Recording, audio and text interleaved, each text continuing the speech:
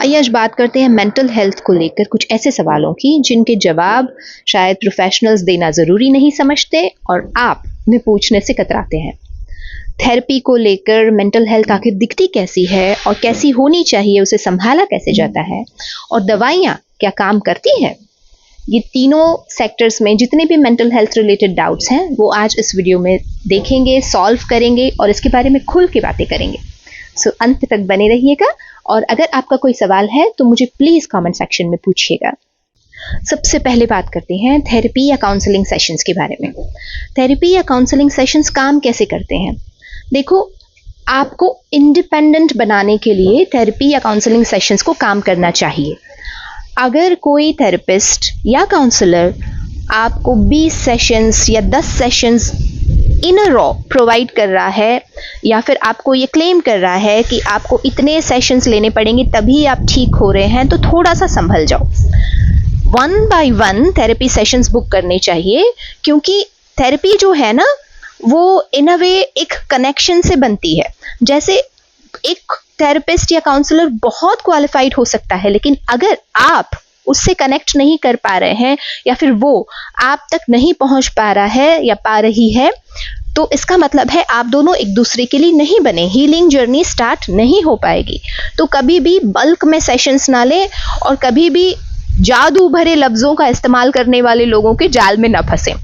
और एक बात आपको जाननी यहाँ पर बेहद ज़रूरी है कि इंडियन गवर्नमेंट ने rehabilitation council of India certified psychologist को ये लाइसेंस दिया हुआ है कि वो क्लिनिकल थेरेपीज आपके लिए कंडक्ट कर सके।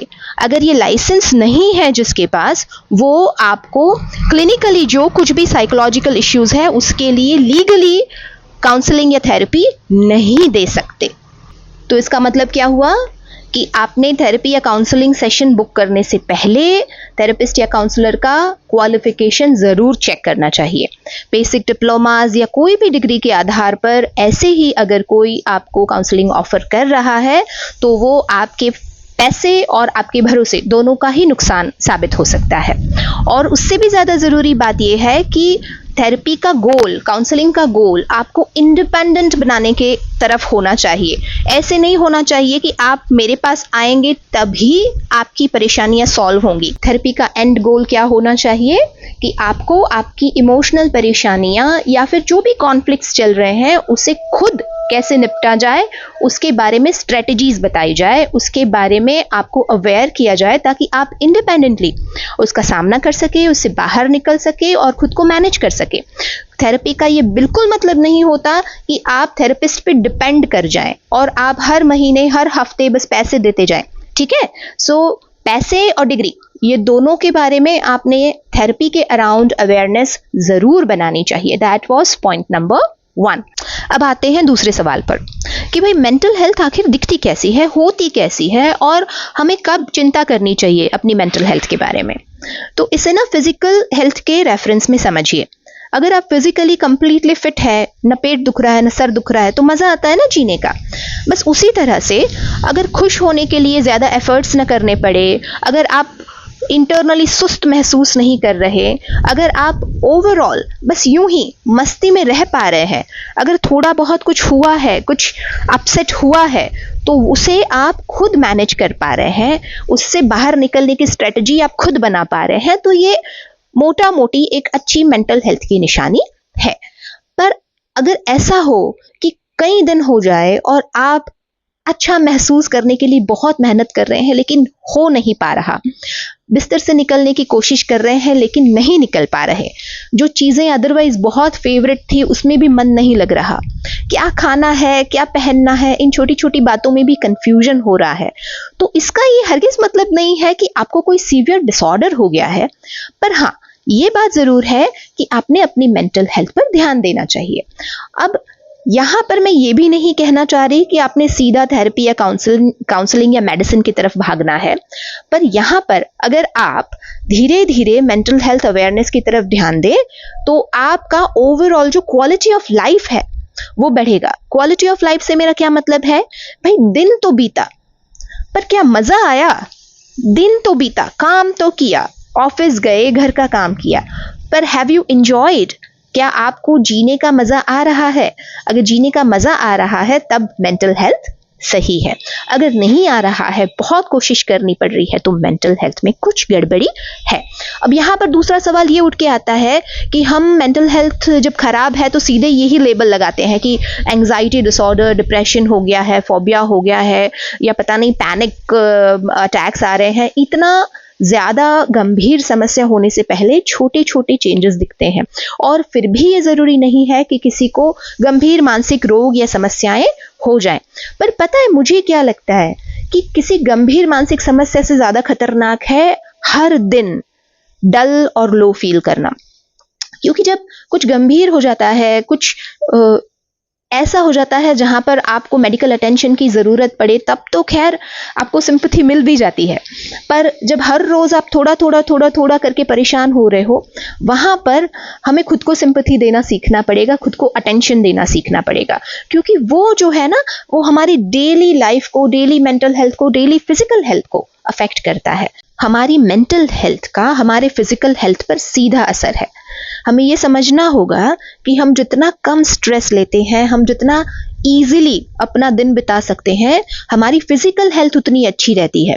देखो, एसिडिटी, गैस, अल्सर्स, सर का दुखना, ऐसी कई सारी चीजें जो है वो मेंटल हेल्थ से जुड़ी है। तो कभी कभी ऐसा लगता है कि हम फिजिकली बीमार हैं, पर हो सकता है कि क्योंकि आपने अपनी मेंटल हेल्थ पर ध्यान नहीं दिया, तो आपको साइकोसोमैटिक सिम्टम्स, यानी कि आपके शारीरिक चेंजेस के रूप में आपका मनोबल आपको जवाब दे रहा है कि इस पर ध्यान दीजिए, right? So in a way, long story short, mental health ऐसी दिखती है कि जो रोज की खुशी और रोज की स्फूर्ति से नापी जा सकती है। तो अगर आप खुश हैं, अगर आप स्फूर्ति में हैं, अगर आप थोड़ा सा एफर्ट लगाएं तो कुछ गड़बड़ी से तुरंत खुद ही बाहर आ सकते हैं। तो इसका मतलब है आप मेंटली हेल्दी है। और अगर थोड़ा सा आपको लो फील हो जाए और काफी दिन तक चले, तो इस तब आपने अपने आप पर ध्यान देना है। ठीक है, अब यहां से पॉइंट नंबर 3 शुरू होता है कि क्या मेडिसिन इफेक्टिव है, क्या मेडिसिन की हेल्प लेनी चाहिए। अब देखो, मेडिसिन लेने की नौबत तब आती है जब कुछ आउट ऑफ कंट्रोल हो जाता है। और साइकोलॉजिस्ट और साइकेट्रिस्ट का बेसिक डिफरेंस समझाती हूँ। साइकोलॉजिस्ट या काउंसलर जो है वो दवाइयाँ देकर आपको मेंटली ठीक करने की जिम्मेदारी नहीं रखते, उनके पास ये क्वालिफिकेशन नहीं है। पर साइकेट्रिस्ट का मतलब ये होता है, बिल्कुल साधारण शब्दों में समझाने की कोशिश करती हूँ। मान लो किसी को क्लिनिकल डिप्रेशन डायग्नोस हुआ है, तो अब क्लिनिकल डिप्रेशन की वजह से रोजमर्रा की जिंदगी में जो खलल पहुंच रही है वो एक बात है, वो काउंसलिंग से, थेरेपी से हैंडल की जा सकती है। बट जो शारीरिक नुकसान हो रहा है, जैसे कि स्लीप डिस्टर्ब हो रही है, ओवर थिंकिंग की वजह से बेचैनी हो रही है, तो ये सारे जो सिम्टम्स है जो फिजिकली आपको दिखते हैं, उनको सेटल करने के लिए मेडिसिन का सहारा लिया जाता है। तो हमें ये करना है कि प्रिवेंशन पे ध्यान देना है। अगर जरा सा भी ऐसा लगे कि आप आउट ऑफ कंट्रोल हो रहे हो, तो उसे जल्दी से सेटल करने की कोशिश करो, अपनों से बात करो। सबसे पहला काम ये करना है। दूसरा बहुत इफेक्टिव तरीका है जो मैं इस्तेमाल करती हूँ, वो है जो भी परेशानी है उसे पॉइंट टू पॉइंट लिखो और उसका पॉसिबल सोल्यूशन ढूंढो, लिख के ढूंढो, ताकि आप उसे सिंप्लीफाई कर सको।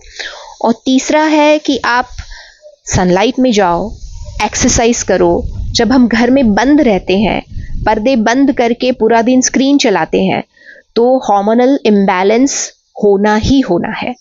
मेंटल हेल्थ डिस्टर्ब ना हो, हार्मोनल इम्बैलेंस ना बने, इसकी पूरी की पूरी जिम्मेदारी हम पर है। हमारे फैमिली का, हमारा खुद का हमें ध्यान रखना है, ताकि हम सिचुएशन को ज़्यादा सीरियस होने से पहले बचा सके। आज जब हम देख रहे हैं कि हर दूसरा बंदा मेंटल इलनेस की, मेंटल हेल्थ की दिक्कतें जाहिर कर रहा है, तो हमने इसके बारे में अवेयरनेस फैलाना भी ज़रूरी है, इसके बारे में खुद को समझाना भी ज़रूरी है।